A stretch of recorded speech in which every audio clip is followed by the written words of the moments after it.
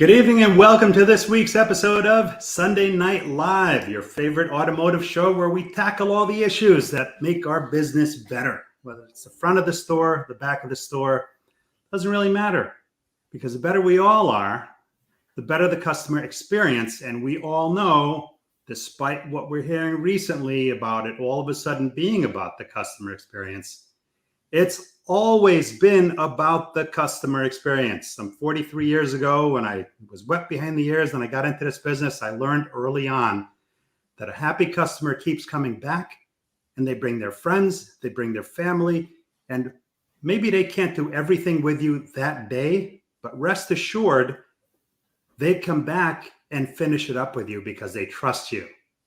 So it's nothing new. Actually, there's nothing new in our business. We tend to recycle the same thing over and over, and new people come in and all of a sudden it's like it's something brand new, but it's really not. So I'm always excited on these Sunday nights because I am blessed with just a cast of great characters that are friends and colleagues. And Mike Vogel, the coach, is right up there with the best of them. So welcome to the show, Mike. Thank you. Great to be here and excited to have a great conversation with you. Awesome. Now, I want to make a couple of announcements, and then I'd like you to tell the few people that might not know who you are a little bit about you and how you got started. Oh, we got a bunch of people chiming in here. Ed Shipolowski, hello, everyone. Scott Gregg, good evening, everyone. And Tim Wilson, good evening, all. We got Joe Clementi in the house. Hashtag Coach Joe. Good evening, everyone. Excited for Coach Mike in the house, and Andy Papenhagen, one of our SDL brothers. Looking forward to hearing Mike's insight. Terry Torline, another great gem. Mike Vogel is a credit to the automotive business. Mike, I don't know if I could be on the same stage with you, man. I don't think I belong on this stage. Vernon Swords, hello, guys. And Jeff Daniel, epitome of calm, Mr. Vogel. Yeah, you know what? I have never seen you get rattled. Oh, I do. I've never seen it. It's much better controlled nowadays. Andy Papenhagen, looking forward to hearing Mike's insight on this. And Michael Weldon, all the way from the West Coast. Good evening. It's a relationship. Absolutely, man. It's always been. Territory Line, thanks, Paul, for bringing him on. One of my favorites. Eric, speaking of SDL, good evening, everyone. Mr. Meijer and Mr. Vogel, excited for tonight. LinkedIn user, could that be Lamont? It usually is, but not always. Hello, Paul Meijer and Mike Vogel from LinkedIn user. LOL, yeah, that's Lamont. I'm looking forward to a great show. And Gene Girdley, our other Fixed Ops brother. Hey, Paul and Mike. Jerry Davis, another SDL favorite. Hello, everyone. Mike Vogel is the man. Paul, you are pretty good as well. Well, thank you. Stephen Granger of Recall Rabbit fame, looking forward to hearing Mike tonight. And Dan Barris, Coach Mike, and Christine Mitchell, the car lady, all the way from Canada. Good evening, everyone. Hashtag service is essential. Wow. All right. So I want to make an announcement. It's really, really cool because, you know, there have been a lot of changes in the last few years, and I think some boxers said it's not about how many times you get hit, but it's about how many times you get up, right? And we have several online businesses. One of them being a yarn business. My wife is the Nitty Gritty Yarn Girl on Facebook, and we started as a mobile yarn shop about 6 years ago. Another yarn shop in town started at that same time. They were a brick and mortar. But kind of like the painting parties where you go to a restaurant and everybody paints the same picture. Well, we did that with knitters and crocheters in mind. So we bought a bus, about a 25-foot shuttle bus. We had it wrapped in sheep, built out with chairs and shelves and all that inside. And it was pretty cool. And we would travel to different events and people would book the bus for parties. So neat stuff. Well, that was before COVID when we got the bus. We've just bought a bunch of inventory for a trade show because we did well at trade shows, and they canceled the trade show. My wife flips out. We spent all this money. She says, what are we going to do? I said, your message is yarn to the people. So that's what we're going to do. So we did a 4-day marathon. We did 16 live shows on Facebook. And that was over the 4 days that the event was supposed to be. It got the notice of a designer, knitwear designer who lives in Istanbul, Turkey. Needless to say, our business online blew up. It turned into a weekly Monday night show called Twisted Stitches. The event was Stitches United, and my wife got all twisted when they canceled, and we were potentially out a lot of money. So the show was called Twisted Stitches, and it did really well. We now ship worldwide. We have fans and customers in South America, Europe, Canada, and we've shipped to every state in the US, I think, except for North Dakota. So it went really well. And the opportunity presented itself to expand. Now, I built out a studio in the basement of our home where we film out of. Everybody thinks it's this giant warehouse yarn shop. It's not. I built it out. That's the beauty of technology and camera work. We built that out. We're busting at the seams. So we signed lease paperwork, and we're opening up a brick and mortar store, probably going to be open in August, which will be a destination yarn shop that people will travel to come to. We do events in the fall. We're doing something at a historic inn, the Red Lion Inn, and people fly in from all over the country. So where I'm going with this is that we all have the same opportunity, but it's the customer experience that sets one company apart from another and helps one company grow while others are seeming to struggle. So there are 100 people that do what we do, what you guys and gals do.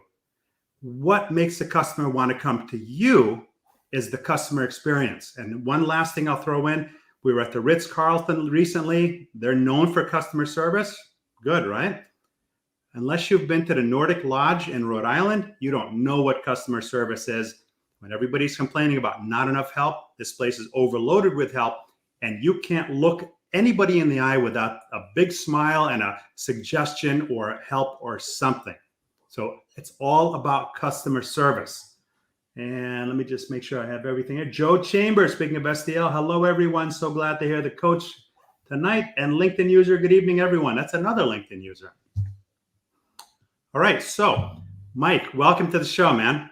Thank you. And thanks, everybody. I don't want to take up a lot of time thanking everybody that weighed in here, but I really appreciate you guys showing up. And I hope I can give you little tidbits of information that will hopefully give you an aha moment here and there. So great to be here. All right. So you're from New York originally. Correct. Just give us a brief history. All right. So, I grew up in New York. Started in the car business in the late 70s, moved to California, Southern California in the mid 80s. Started with at the time, it was the largest Nissan dealership in the United States as a service advisor. First experience doing that. Did that for a couple of years and was promoted up to a service manager. And that's how my career started in a leadership role. So I spent the first probably 13 years with Nissan, and then I moved over to Toyota dealerships and spent the rest of my career in Toyota dealerships. And in 2017, decided to semi-retire and try out the waters and doing a little coaching at dealerships. Also working with some vendors out there to see how I can help them from a dealership's perspective and how their product would work in a dealership. So that's what I've been doing for the last several years, having a lot of fun at it. Obviously not as much pressure as being in the dealership world for sure, but still love the business. Can't get out of the system. We call it the mafia. Once you're in, you can't get out. So here I am.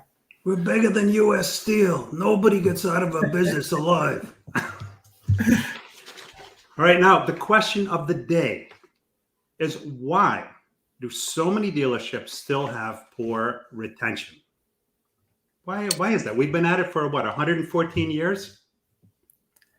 I think from my own personal perspective, and I've been saying this, those of you that know me for a while, I think we have it backwards. We focus on the numbers first and the customer second. And then we've typically done a poor job with our own teams, our own employees. And I think, I used to kid with everybody. I said, we're really in the customer service business. We just happen to sell and service vehicles. And those of you that get it, and those dealerships that get it, I applaud you for that. But for the many that don't, stop putting all that attention on the numbers. The numbers will always follow if you put the customer experience first. And to have a good customer experience, you got to treat your employees right. You got to build your team correctly. You got to have the right people, the right processes, but you got to treat them right. You got to have decent schedules that work for your team, schedules that work for your customers. You got to have fair pricing. You can't be gouging people. You can't be overselling. If you do everything right from A to Z, the numbers will always be there. And I've proven it. And I'm not here to pat myself on the back or anything like that. All I can tell you is I try to do things correctly, and I've made my share of mistakes through my career, just like all of us have. But at the end of the day, I've done things what I feel is the right way, putting the customer experience and taking care of my employees. And the numbers were always there. I wasn't focused on hours per RO. I wasn't focused on effective labor rate. I was focused on giving the customer the best experience that they can. And that kind of really started when I was a service advisor. I watched these hot dog service advisors overselling customers, not treating them right, and constantly looking for, quote, the next up. Well, I decided to do things a little bit differently, and I built relationships with customers. Not only did that give me a pipeline of customers every day, every week, every month, every year, but we built a bond to a point where they trusted me and approved, if not all the work, most of the work every time, and listened to what I had to say. We share the same DNA when it comes to that, because we're both old guys that have been in this business for a long time, and we share the vision on that. And I concur with you that absolutely 100% works. I never focused on, when you focus on you must do 1 point so many or 2 point so many hours per RO. When you focus on that, you're not looking at what does the customer need. You're looking at, what do I need? You got to hit your objective. Yeah. And your objective, it's not about what we need anymore. That whole model has changed. It's all about what the customer needs. The Clubhouse, very popular. And there are people that spend half their day in Clubhouse. And I jump into, I don't have a lot of spare time, but I do jump into rooms now and then. And what I hear a lot is, I don't hear a lot about how does the customer win. I don't hear that. My wife made a funny comment about it the other day. We were coming back from somewhere. I think we're coming back from the airport or something. And my wife said, it's funny because she listens to some of the things that I listen to in automotive. So she tries to stay on top of the information. And she said that what she hears is a lot like singing lessons through the ages. Are you familiar with singing lessons, Mike? Have you never taken voice lessons? No. Well, part of the thing in voice lessons is an exercise, a vocal exercise. And it goes something like this. So that your coach tells you, and you go, me, me, me, me, me, me, me. Me, me, me, me, me, me, me. Me, me, me, me, me, me, me. She was laughing, and she said, that's what it sounds like. It's all about me, not the customer. I've been in same situations as you where you put the customer first. Look, it's about what they need and presenting it 100% of the time and educating them as to why they need it and what the benefit is and what the drawback is to not doing it. And either, like you said, they're going to either approve all of it most of the time, or they're going to come back to have it done. I mean, it's not that hard. You got to look at the end game. What's the end game? You want to increase your business as much as you can, honestly and ethically. And, early on in the business, we always talked about customer satisfaction. Well, customer satisfaction doesn't necessarily mean that you've done a great job. It just means they're satisfied with you. Maybe they'll come back, maybe they won't. Then we started talking about customer retention. And obviously customer retention means you're getting return visits. But I always started out with my end game needing to be building as many customer advocates as I could, because the customer advocate is gold in the business. Those are people that are not only completely satisfied, not only are they returning to you, so you've got your retention, but now they're telling everybody else about you, whether it's your friends, your coworkers, your neighbors, your relatives, whoever it might be. So if you start out, and obviously it's not possible to get everybody to create everybody into a customer advocate for your store, but if that's what you're starting out as your goal, how much better off could you be at the end of the day?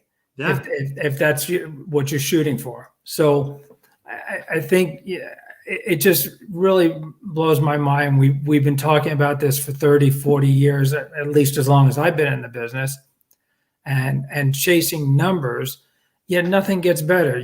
Service departments are still holding 30% retention rates. What? And how can you be happy with that? Well, how can you be happy with that? With that, even with that 25 to 30% number, portion of that is warranty related.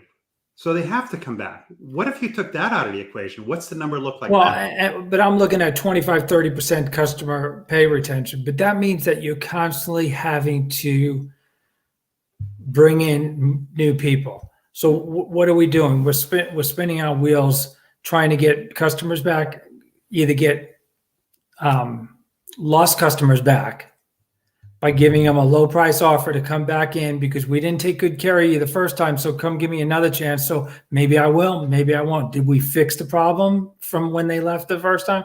Or we're just going to do the same, spin them around, have them come in, do the 1995 oil change, and bye, see you. Oh, I'm gone. I'll go back to the guy that really took care of me, but at least I saved money on my oil change this time.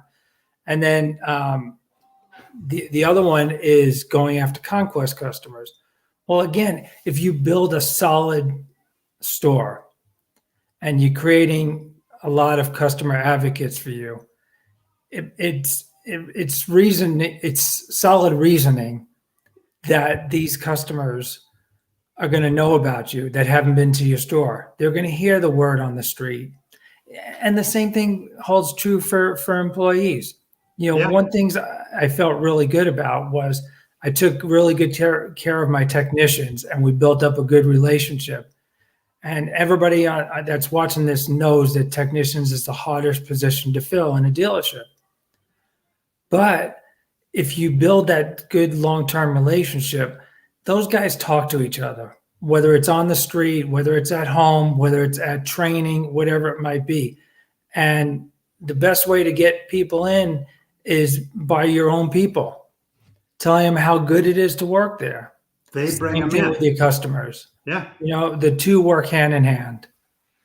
The customer becomes your retention department, and your technicians and your employees become your retention department. And recruiting in some respects. Yeah. For sure. I'm going to get to a couple of comments. Russell B. Hill, good evening all. What a great show tonight. What a talented guy. Love me some Mike Vogel. And Carlos Uria says, thank you for the invite. Joe Chambers, are you going to tell me retention matters, coach? LOL. Learned a ton from you, Mike Vogel. Thank you. LinkedIn user says, good evening, everyone. This is Anthony Maciel. Oh, a third LinkedIn user. Not sure how to change the settings so it shows my name. It's great to see you guys. Great to see you too, man. There's something in the settings. I don't know what it is, but usually after the show, your name appears in the thread. And I go through all of the comments at the end of the show as well. Make sure we miss nothing. Russell B. Hill said, it shows your name, Anthony. All right, not in the platform here. You know what? I bet you it's a StreamYard thing. As my friend David Kokenauer says, technology works 70% of the time. 30% of the time, you just kind of have to grin and bear it. And like cell phone service, these platforms, it's sometimes which sucks the least. And this one's actually pretty good, other than this LinkedIn user thing. Jerry Davis says, the numbers will always be good if you do it right. I would give anything to have Mike's calmness. I would love to ask, what is the best way to get into coaching/consulting business? Why don't you take that one, Mike? Well, I think that you have to have the right calmness to get into it. And, you know, when I decided to do consulting, I took a different avenue. I think there's enough consultants out there that train advisors and train BDC. And what I found out through when I was running stores, and I used to have consultants come into my stores, their big sore spot was they train people, they leave, 3 months later they come back, or 6 months later, and nothing's been retained. They're back doing things the old way. So I decided that there's not enough solid leadership out there. And the leadership part is the one that needs the attention. And what I mean by that is I want to work with a service manager one-on-one and give them the tools necessary so that they know how to coach their own teams, because the service manager or the service director is going to be there every day. I'm going to be there for a week, 2 weeks, whatever the time frame might be. Yeah. Once I leave, who's going to hold them accountable? Who's going to make sure if there's some hiccups along the way that they get corrected and they support their team? I kid people all the time when I was running stores. I call myself the head coach and the head cheerleader. My job is to help you do your job better, and my job is to make you feel good about coming to work every day and doing what you do, because it's a really hard job. Technicians are an extremely hard job. Service advisors are a hard job. BDC is a hard job. If you don't give them the support, how are they going to perform well? How are they going to feel good about what they do every day? A lot of people come in, and as you said, they train the advisors, but they don't necessarily train the leadership to take the role further. Because how many times you hire somebody, they come in, they train your store, and everything's great. And then a few weeks go by, the trainer's long gone, and there's nobody to reinforce what they've learned, and people go back to their habits, and then they say, we wasted money on that guy, or we wasted money on that gal. You know, and that's not really the case. But I love your approach, because you're training the trainers, so to speak, who are in the stores, in the trenches, to keep that training going. So I think that's a much better approach. Yep. Aaron Bratcher, it's never about the car, it's about the customer. 100%. And Jeff Daniels says, Jerry Davis, listen, learn, and teach. You consult every day. You know, we do consult every day. We just don't always realize it. You know, my wife tells me all the time, you've been doing this for years, for decades. But it's nice to have people point it out. Stephen Granger, when is Paul's wife going to be on as a guest? Thinks she could teach us all a thing or two. Well, actually, she was a guest. Well, I think a couple of years ago, she was a guest on the show. Yeah, she's a dynamo. And, you know, you always have to be working. We were in Aruba for 11 days. I did 2 LinkedIn live shows from Aruba. I had dealer interviews in Aruba. We did live shows for Nitty Gritty Yarn Girl. We figured we couldn't bring the inventory with us. However, she did this shawls and shoes thing. So she brought shawls for every night, and she would model them, and we would do live broadcasts. And guess what happened during those live broadcasts? The phone makes a particular ching sound when somebody rings out on the website. It's a 24/7 business. So, you know, there's no excuse. If you have your own business, you always need to be marketing, and there's never a bad time. So, yeah, you know what? Maybe she'll be on again in a not too distant future, Steve. Thank you. Russell B. Hill, you guys are awesome. Thank you. Kenny D, all the way from Sugar Land, Texas. Love this guy. Paul Meijer, savor the flavor of the awesomeness in you, sir, for sharing your nuggets of wisdom with us. I think Kenny D is probably the most supportive person on LinkedIn. Very few people as nice as that guy. John Bannon, give high value experience, lead by their agenda, not ours. It's all about relationships. That's exactly what we preach every day. And it sounds like we've both been preaching that for many years. Mark Williamson, Mike Vogel spitting fire tonight. And Dan Hamilton says, great show, gentlemen. Robert Sebastian, otherwise known as hashtag the Laminator. Hello, friends. And my good buddy, this thing has a fast scroll. By the way, I love you guys. Mike Fisher, give customers what they want, make customers happy. They will spend money with you. Too many people focus on the money. They think it's all about the money when in fact it's not. I would gladly pay more money for a better service, a customer service experience, or a better quality product than just go for the whatever is the cheapest and have a hassle with it. Bruce Gamble says, doing a great job, Mike and Jeff. Daniel, taking care of your techs is job one. Cars don't fix themselves yet. We have no openings for techs except one express tech. The technicians are the unsung heroes. Technicians and the director of first impressions. I forget who posted that today on LinkedIn. The receptionist, right? We've gone from mechanics to electromechanical engineers today. And I don't think these guys quite get the respect that they need to. And that's why a lot of them are leaving our business. But it's the funny thing is that when you hear a lot of places complaining about help, whether it's in the dealership or in the restaurant, because they seem to be parallel when it comes to, starving for help, there are always those outliers that don't have that problem. And guess what? They're in the same economy as everybody else. Damon Gregg, fantastic show tonight. Great stuff, Mike. And Karen Stack says, Mike, the purest and wisest mind in fixed ops. You got a lot of fans out there, Mike. Jeez. Better widen this doorway over here. I was going to say, are you going to be able to make it through the door on the way out or what? So. Oh, man. LinkedIn user said, good techs perform good work, which helps build customer retention. Joe Chambers agrees with Karen Stack, and Bruce Campbell says, we're always a great leader, Mike V. Tim Wilson, how about training vendors, Mike? What's good protocol?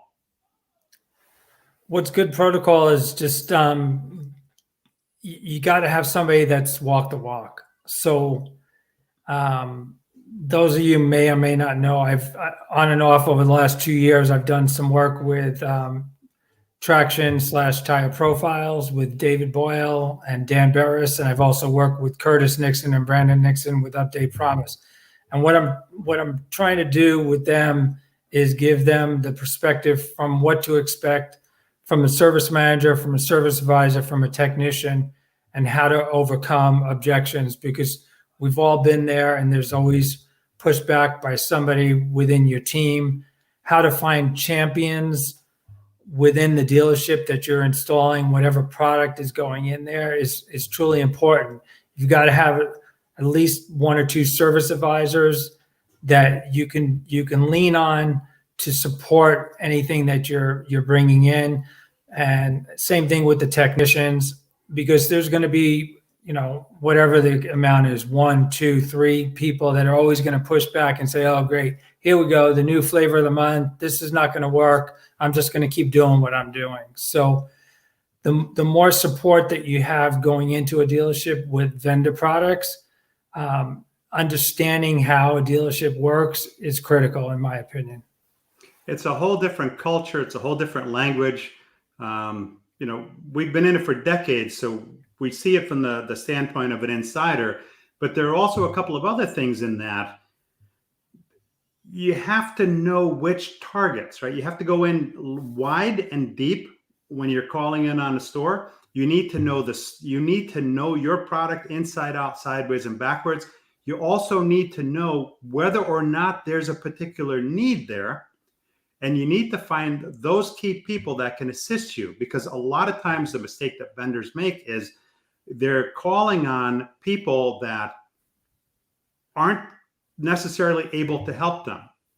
In today's economy, there are a lot of people that are risk averse. And you may have this wonderful person kind of yes you along the way, and you're thinking you've got a deal coming, when in fact that person has never spoken to the person that can sign the check.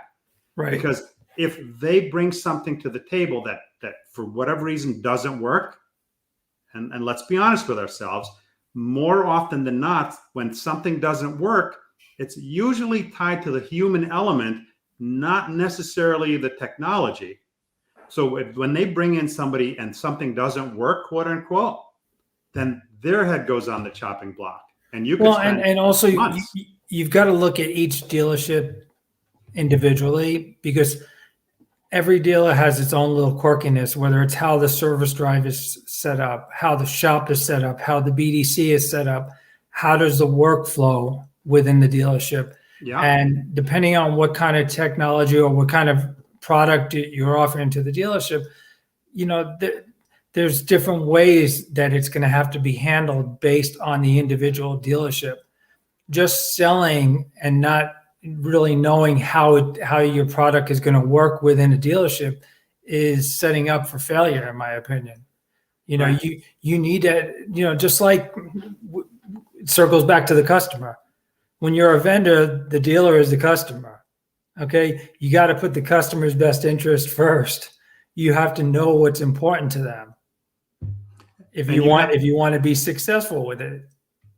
But you also have to remember that there are 100, 200 or more guys and gals that look just like you, that come in every day with the same thing. And not all of them necessarily represent value. So what that's caused is kind of a buffer zone between the dealer and the vendor, because there's so many people coming in.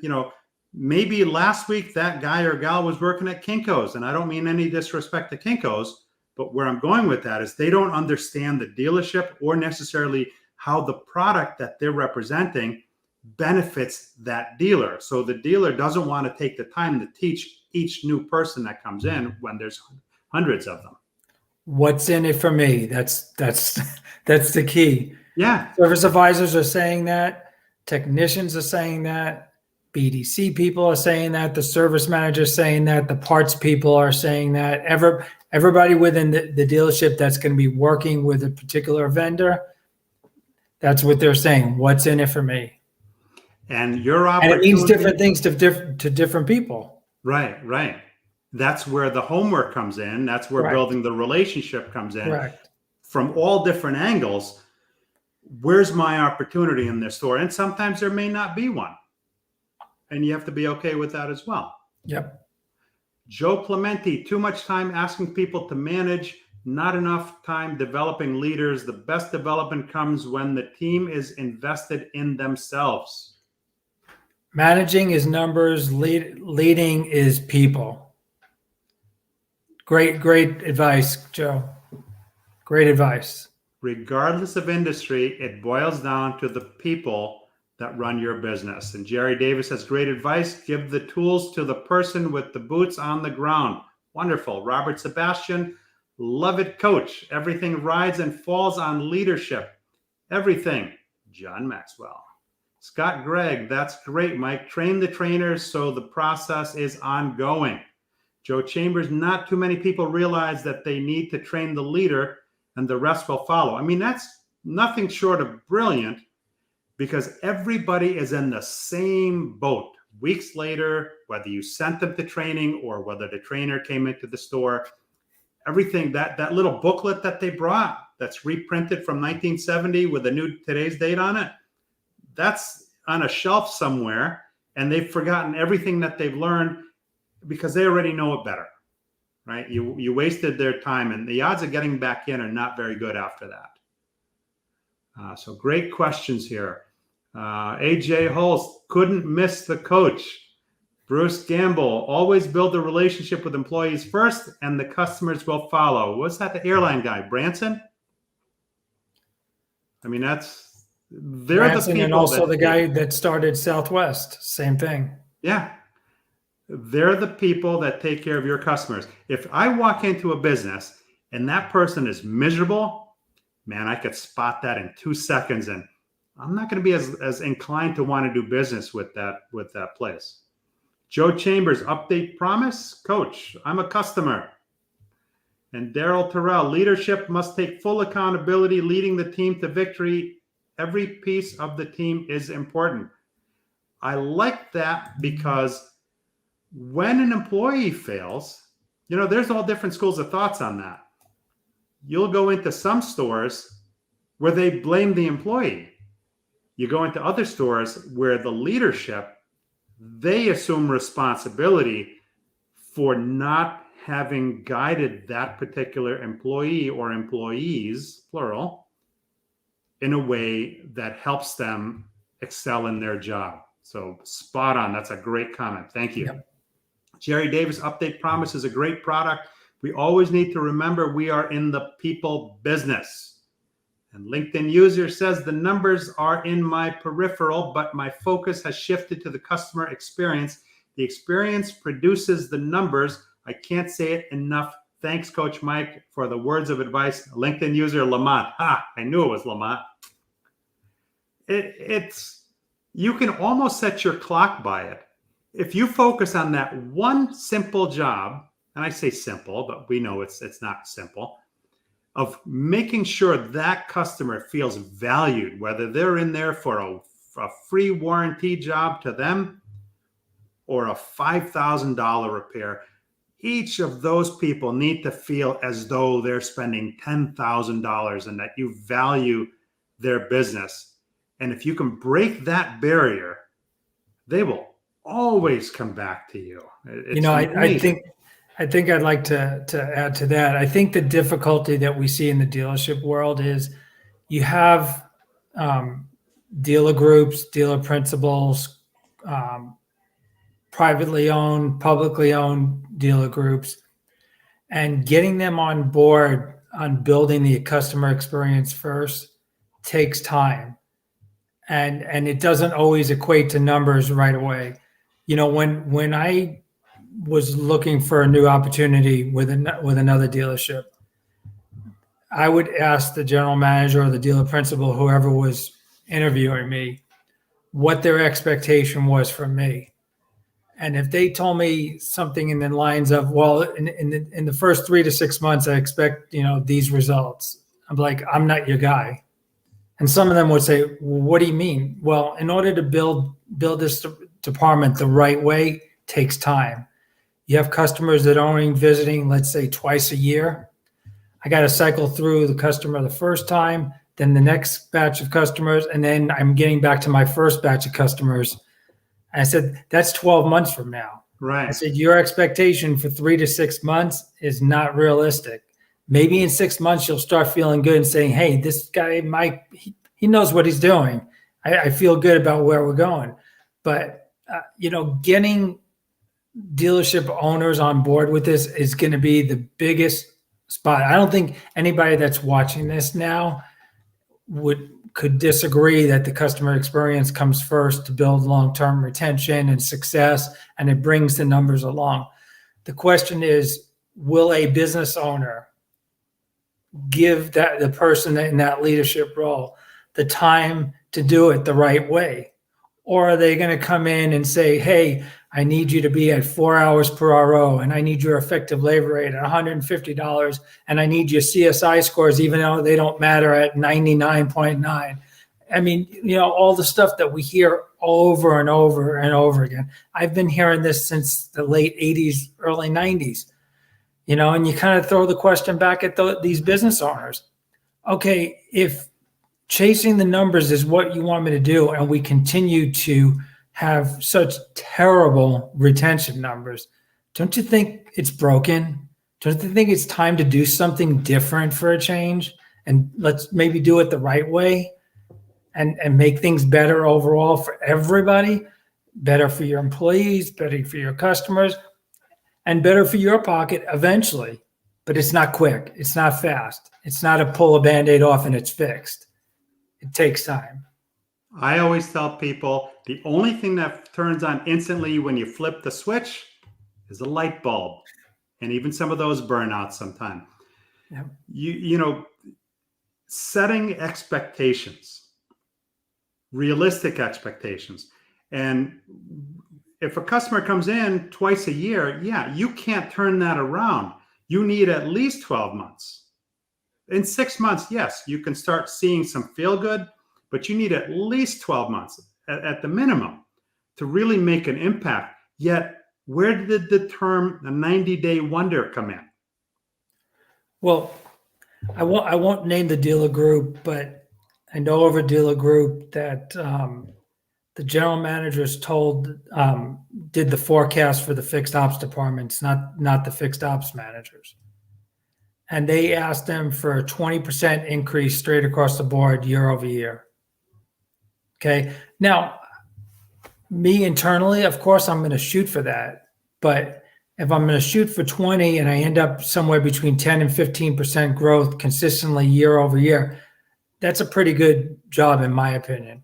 I would agree. But so at one point, this same dealer group wanted to raise some capital to buy some more dealerships. And they told us that they wanted us to redo the forecast to, quote, realistic numbers that the dealerships could achieve so they could show the people that they wanted to raise the capital from that they were hitting their objectives. So it's like, I'm thinking to myself, you set 20% to your leaders, your fixed ops leaders. Okay. And they're chasing numbers, and we know what that's going to do overall to the customer experience. Not good. Not good. But you kind of realize also that those numbers aren't realistic because nobody's hitting them. Right. So I ended up putting together numbers that were like 7%. And all of a sudden they started hitting the numbers and then boom, everything falls into place. But these are the kind of ridiculous things. We shoot ourselves in the foot chasing these stupid, ridiculous matrix. And for those of you that are listening, I'm not suggesting the numbers aren't important. Of course, numbers are important, but they should never, in my opinion, they should never, ever be your number one concern because that's not going to get you long-term growth. Can you do it for 6 months or a year or 18 months or even maybe 2 years? Yes. But after that, you're going to see a downfall. And what happens when numbers go backwards? You're out the door, and then the next guy's in, and he's got to clean up the mess. The next 90-day wonder. You have to set the expectations realistically, or it just doesn't work. I mean, that's AJ Holst, manage your image and be your brand as a vendor. Scott Gregg, great advice, spot on with everything. And Stephen Granger, AJ Holst, when I worked at Carfax, we used to say, I am the commercial. And Gene Girdley, you know, this mouse, this is like a jet mouse. You do one click and 40 lines go up. And I don't want to miss anybody. Adapt for every dealership. Do you mean they always have wasted time, money, and strategy implementing cookie cutter programs, says Gene? Never, Gene, never. Mike Fisher says, your vendors can be your best assets. Tap them for their expertise. And Ed Chipolowski, with Ford following the Tesla lead of online sales for EVs, how will that affect the total customer experience? Well, it's funny he should bring that up because there's a lot of talk right now between Mercedes talking about their online strategy that they want to do more of that, and Ford. We have to ask ourselves, how did we get here?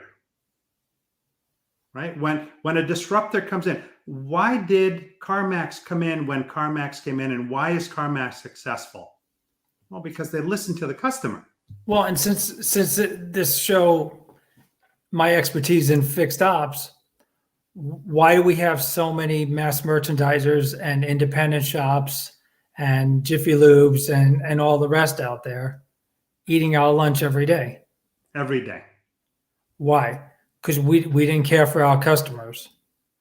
It's We us. didn't listen. We didn't listen. We didn't listen what's important. We were late to the game with express service. We're extremely late to the game when it comes to tires. And then, we really shouldn't be surprised. And I say we, I'm talking about the industry in general. We shouldn't be surprised with the results that we're seeing because we just haven't listened and we haven't adapted quick enough. And so that's why you hear about Ford and you see Tesla and CarMax and Carvana and all those. Not all of them are succeeding, but a good majority of them are. And I'm the first one to tell you that the best possible option for a customer should be the dealership. We've got the tooling, we've got the training, we've got the facilities and expertise to service them like none other. We can cultivate relationships with them, lifelong relationships where family trees buy and service their entire fleets with that. But we collectively choose not to do that. And it drives me bananas because we spend more time coming up with excuses as to why stuff doesn't work than actually just rolling up our sleeves and doing it. You see it over and over. Russell B. Hill says, amen to that. And Jerry Davis says, people plus process equals percentage. Focus on your people first. Develop great process. You get strong percentages. Bam. You notice people always comes first in any trilogy. People, process, tools. People, process, percentage. Because the people are the common denominator regardless of the industry. It doesn't matter. And Scott Gregg says, so true, Mike. Have to invest to become profitable. And Joe Clementi says, training is a tactical necessity. It's required to teach people the how. The development of tools are the process. Successful coaching and development serve the bigger mission, purpose, and the intention. It works only after you're clear about the definition of success. How come Joe's not on with us tonight? Guess we're going to have to do another show. I don't think there's a better way to say that. Jerry Davis says a Bentley takes 6 months to build. A Toyota takes 3 days. Great quality takes time. Steve Chesson, one of my favorite people on LinkedIn. If you're not connected with him, you need to be. We talk about things as though they're new that this guy has been doing for decades. He's pulled out some stuff out of the archives that'll blow you away. You'll get to know this guy. LinkedIn user says, amen, coach. And AJ Holst, 18 months before your fingerprint is on the business results. Fortunately, not too many people get that length of time in order to prove that out. Gene Girdley, numbers are leading indicators. Focus on leading indicators.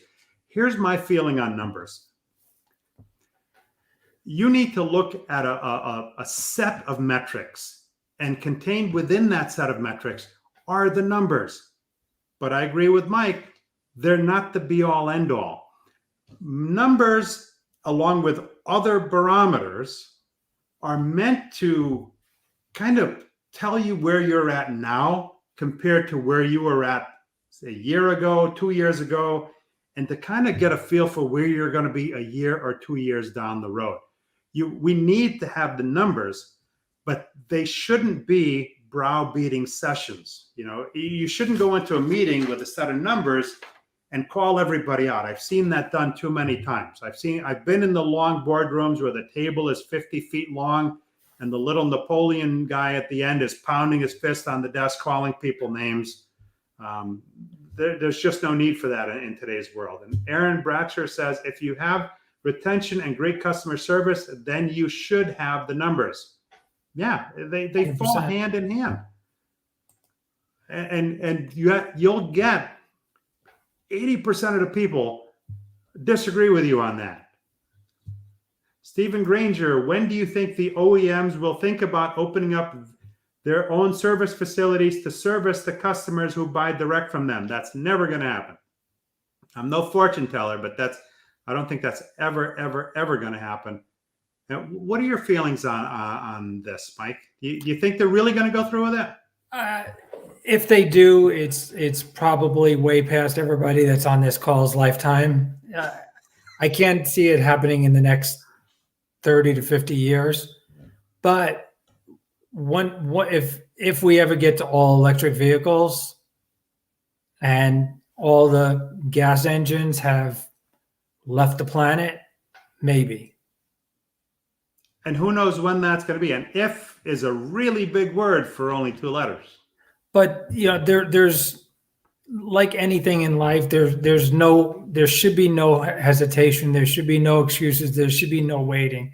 Everybody should be working on this every single day to get better themselves, get better, make their team better, make the experience better, which will lead to better numbers. If you're not working it every day, then what are you doing? The numbers, when you talk about the numbers, my own personal routine was I would do the numbers before we opened up in the morning and at the end of the day before I went home. The rest of the day I was in my business.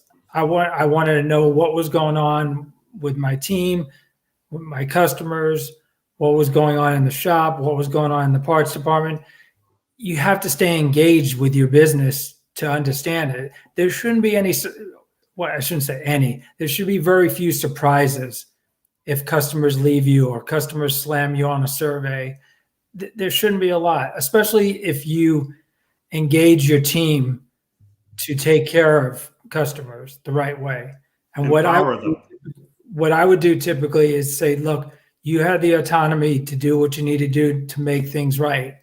If you did something that I don't agree with, I'm not going to beat you up over it, but I'm going to explain to you what I would have maybe done differently for the next time. But I don't want, not that I can't take the phone call, I can't take the customer coming to my office. Your service advisor is the front line. You have to give them the authority to do what's necessary to make the customer's visit the best they can.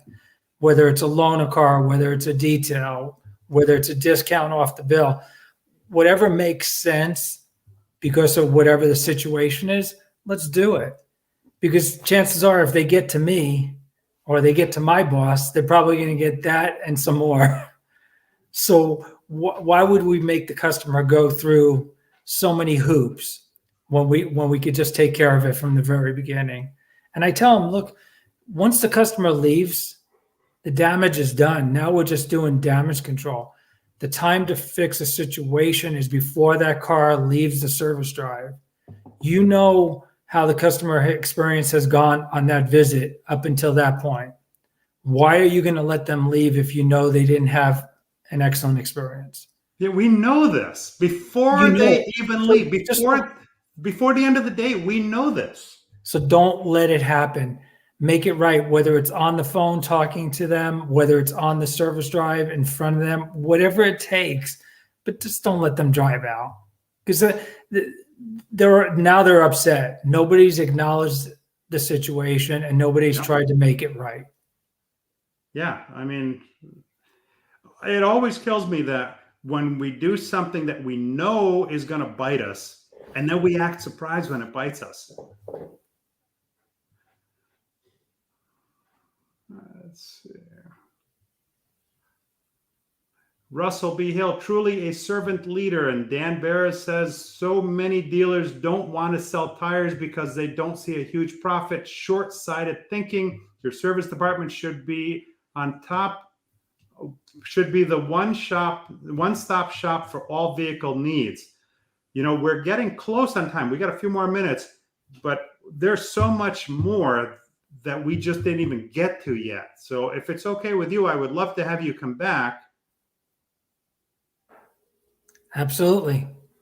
And I'd like to pull this Coach Joe into the mix too. So I'll reach out to Joe, and then we'll do a show with the three of us on here because there's still a lot more to cover. And I try to And get to everybody. and I was worried that we wouldn't have enough to cover. No, we always have enough to cover, man. We always have enough. So Dan, we're going to tackle that in our next session because that's a whole nother conversation that is dear to my heart, and I know it's dear to Mike's also. Mark Williamson says, "What is Jiffy Lube and Take 5 retention numbers?" That's a good question. I don't know what those numbers are. I don't know what the numbers are either, but if you think about those type of places, Goodyear, Firestone, Jiffy Lube,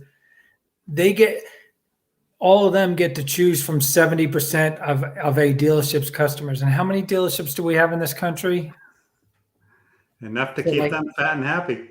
I mean, we're selling 16 million cars a year, usually in the good times before the last couple of years. Think about that. 70% of those customers are servicing at other places than your dealership. So even if Jiffy Lube doesn't do a great job, which I'm sure they probably don't consistently, they're convenient enough and they're simple enough that they have enough customers to choose from. The dealerships don't. When we do on our next show that we do, I've got a great video from a customer that talks about a Jiffy Lube experience that will be very relevant. Bruce Gamble says, on the numbers, if you can't measure it, you can't manage it daily, weekly, monthly, and year over year. You need to be able to look at numbers to see where you were, where you are, and where you're going.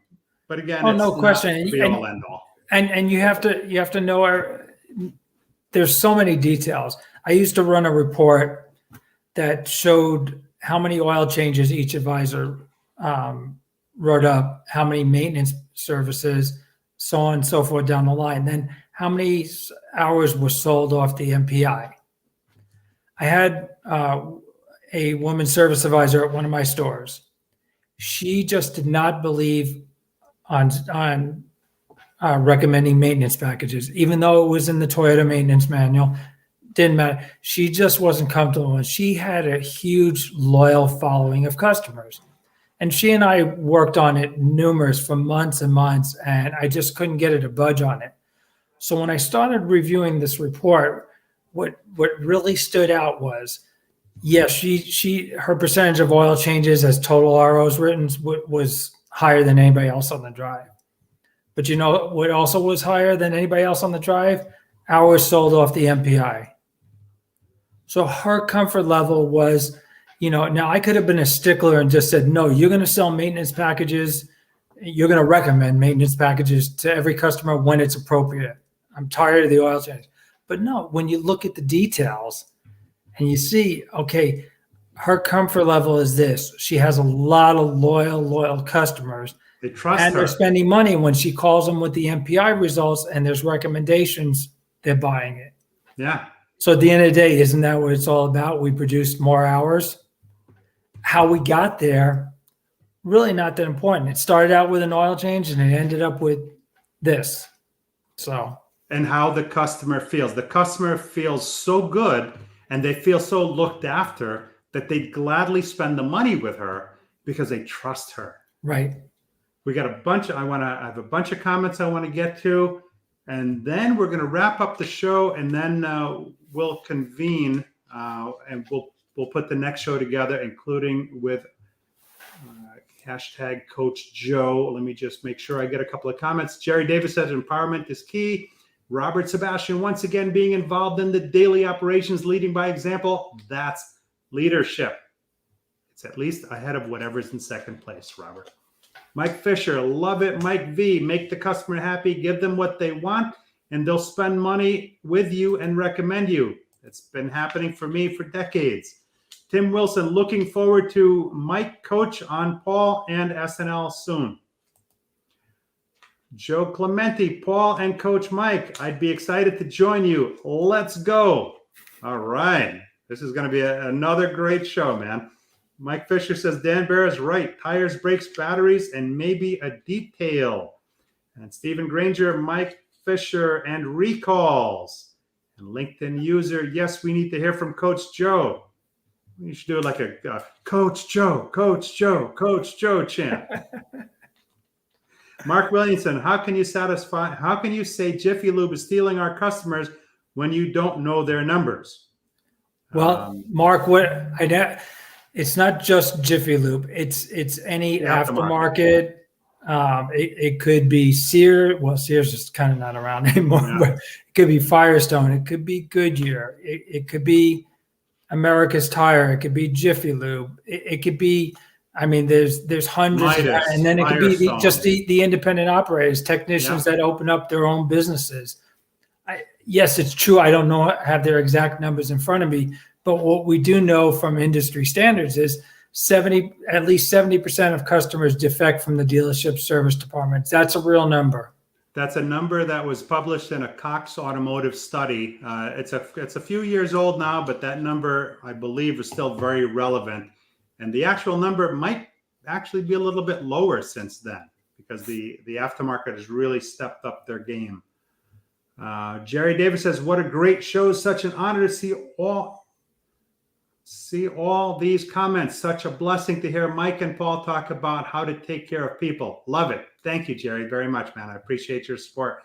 Bruce Gamble says, Mike, I'm on the way to LA for your next show. Mark Williamson says, but you don't know, guys. Cox Automotive said 7 in 10 don't come back, but we just don't know exactly what the breakdown is between all of the different aftermarket shows. And Joe Clementi says, great show. You guys rocked it. And the content, it was so impactful. LinkedIn user, great show, guys. Lamont. So on that note, we're a couple of minutes over, but we own the network, so it doesn't really matter. Thank you guys for tuning in and supporting the show. Mike Vogel, the coach, thank you so much, man. Thank you for having me. It was great to be here. I appreciate everybody chatting, bringing up some great comments, and look forward to doing something in the future. Yeah, no, well, we'll coordinate it with Coach Joe, and we want to get it like soon. So we'll talk after we go offline. So everybody, thanks again for supporting the show. If you see value in what we discussed here tonight, please share this with your network, because that one nugget that can help one of your colleagues might take them over to the top. So have a safe and successful next week, and we'll see you next week on Sunday Night Live. Mike, stay on afterwards, all right? Yep. See ya.